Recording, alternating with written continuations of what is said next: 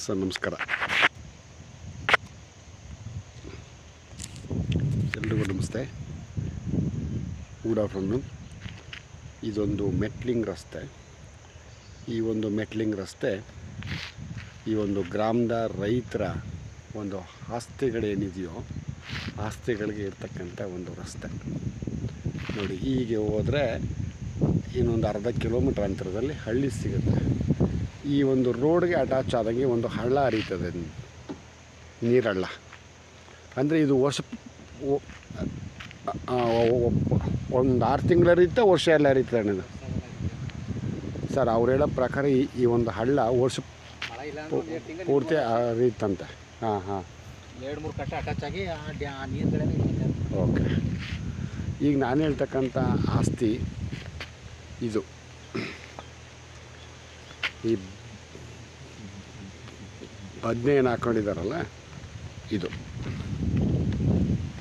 1 ಎಕರೆ. ಈ ನೋಡಿ, ಈ ಕಡೆ 1 ಎಕರೆ, 2 ಎಕರೆ. ಅಂದರೆ ಇದೇ ಬೇರೆ ಓನರು, ಅದೇ ಬೇರೆ ಓನರು. ಅಂದರೆ ಇವರ ನೋಡಿ, ಈಗ ಈ ಲ್ಯಾಂಡನ್ನ ಹಾಕ್ತಾ ಇದ್ದಾರಲ್ಲ, ಅವರ ಯಜಮಾನ್ರ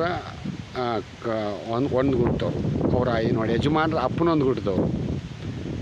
ಸೊ ಈ ನೋಡಿ, 1 ಎಕರೆಗೆ ಬಂದು ಇವರು ಯಜಮಾನ್ರು ಇಲ್ಲಿ ಹೀರ್ಕೊಂಬಿಟ್ಟಿದ್ದಾರೆ. 4 ಜನ ಹೆಣ್ಣು ಮಕ್ಕಳು ಇವ್ರಿಗೆ. ಜೊತೆಗೆ ಇನ್ನೊಂದು ನೋಡಿ, ಅದೇ ಊರು, ಹಿಂಭಾಗದ್ದೇ ಊರು ನೋಡಿ, ಅದೇ ಊರು. ಅಡ್ಲಾಗಿ ಬಂದರೆ ಒಂದು 200 ಅಡಿ ಆಯ್ತದೆ ಈ ಒಂದು ಹಳ್ಳಿಯಿಂದ. ಸೊ ರೋಡ್ ಆಚೆ ಬಂದರೆ ಅರ್ಧ ಕಿಲೋಮೀಟರ್ ಅಷ್ಟಾಗುತ್ತೆ. ಇದು ಬಂದು ಊರ ಬರ್ತದಲ್ಲ, ಹುಲ್ಲಳ್ಳಿ ಆದಮೇಲೆ ಊರ ಬರ್ತದಲ್ಲ, ಊರದಿಂದ ಒಂದು 5 ಕಿಲೋಮೀಟರ್ ಅಷ್ಟಾಗುತ್ತೆ ಈ ಹಳ್ಳಿಗೆ. ಅಥವಾ ಈ ಕಡೆಯಿಂದ ಬಂದರೆ ಊಟಿ NH ಬಂದರೆ ನೋಡಿ ಎಡಿಯಾಲ ರೋಡ್ ಬರುತ್ತೆ ನೋಡಿ. ನೋಡಿ ಎಡಿಯಾಲ ರೋಡಲ್ಲಿ ಬೇಗೂರಿಂದ 13 ಕಿಲೋಮೀಟ್ರ್ ಬಂದು ಅಲ್ಲಿಂದ ರೈಟ್ ತಕ್ಕೊಂಡ್ರೆ ಅಲ್ಲಿಂದ ಒಂದು 2 ಆಗುತ್ತೆ ನೋಡಿ. ಈ ಒಂದು ಹಳ್ಳಿಗೆ 2 ಭಾಗ ಇದು. ನಾನು ಆಗಲೇ ಹೇಳ್ದಂಗೆ 2 RTC 1 ಎಕರೆ.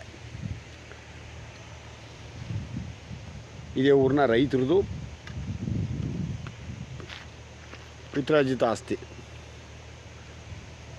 ಒಳ್ಳೆ ಮಣ್ಣು, ಒಂದು ಸಮತಟ್ಟವಾಗಿದೆ. ಲ್ಯಾಂಡ್ ಒಳಗಡೆ ಏನು ಅಚ್ಚುಕಟ್ಟು ಮಾಡೋಂಥದ್ದೇನಿಲ್ಲ, ಫಸ್ಟ್ ಕ್ಲಾಸ್ ಆಗಿದೆ. ಊರಿನ ಹಿಂಭಾಗದ ಆಸ್ತಿ ನೋಡಿ, ಅದೇ ಊರು.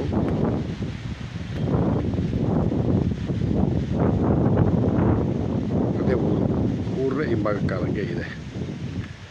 ಒಂದು ಒಳ್ಳೆ ಇನ್ವೆಸ್ಟ್ಮೆಂಟ್ ಲ್ಯಾಂಡು ಇದು. ಹುಲ್ಲಳ್ಳಿ ಹೋಬಳಿ ತಾನೇ ನಿಮ್ಮೂರು? ಹಾಂ, ಹುಲ್ಲಳ್ಳಿ ಹೋಬಳಿ, Nanjangud station. Okay, thank you.